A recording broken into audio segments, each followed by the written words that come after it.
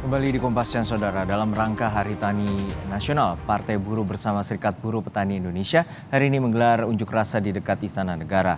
Mereka menyampaikan sikap soal reforma agraria yang melanggar konstitusi.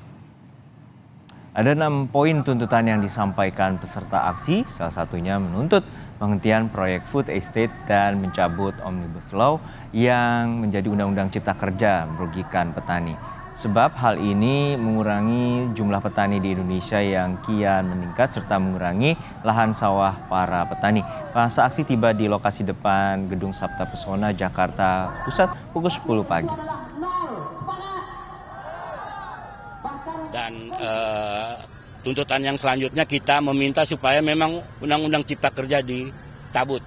Karena Undang-Undang Cipta Kerja selain merugikan klaster buruh, tentunya untuk petani, di mana impor dibebaskan, bagaimana juga bank tanah dilegalisasi untuk kepentingan pemodal, dan kita tahu bahwa Undang-Undang Cipta Kerja 2021 dikeluarkan, 2022 diputuskan oleh MK bahwa inkonstitusional bersyarat, justru 2023 Presiden Jokowi mengeluarkan Kepres, Perpu terhadap Undang-Undang Cipta Kerja. Hal ini justru melanggar keputusan MK, dibatalkan oleh oleh eksekutif melalui presiden maupun DPR.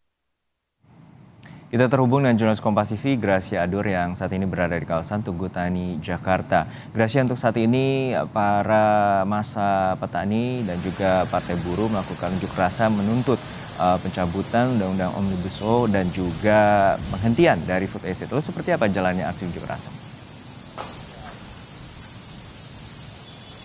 Ya baik Herjudo dan juga saudara, ini sekitar 1 jam yang lalu para buruh tadi melakukan aksi demonstran tepatnya di depan Gedung Sabta Pesona, Jakarta Pusat, saudara.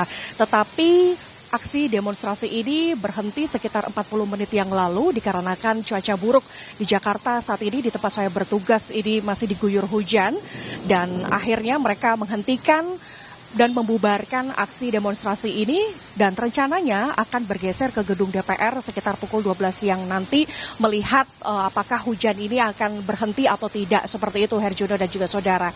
Nah, yang kemudian menjadi pertanyaan di sini, apa yang melatar belakangi para buruh tadi ini melakukan aksi demonstrasi hari ini juga berkaitan soal Hari Tani Nasional. Maka tadi selama 1 jam para buruh tadi ini menyampaikan isi hatinya, menyampaikan segala evaluasi selama pemerintahan Presiden Joko Widodo menjabat sebagai presiden selama 10 tahun. Ini berkaitan soal reforma agraria, seperti itu saudara. Sebelumnya diketahui bahwa pemerintah ini mengeluarkan aturan reforma agraria yang dimana ini tujuannya adalah untuk memudahkan para petani di Indonesia agar mudah dalam mengakses sumber daya hutan.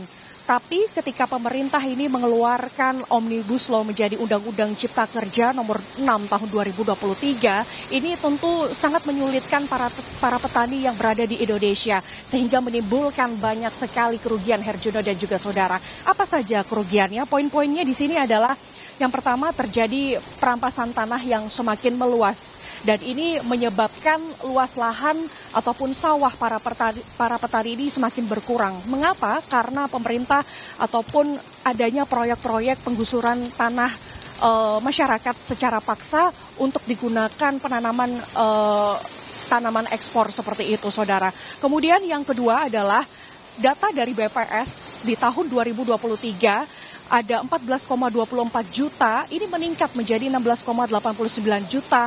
Jumlah petani gurem dan rakyat ini tidak memiliki tanah ataupun lahan sawah sama sekali. Sehingga ini yang menyebabkan mereka mengalami kerugian yang cukup besar. Maka dari itu, saudara, tadi sudah disampaikan beberapa 6 tuntutan. Salah satunya adalah mencabut Omnibus Law atau Undang-Undang Cipta Kerja. Kembali ke studio Herjuno.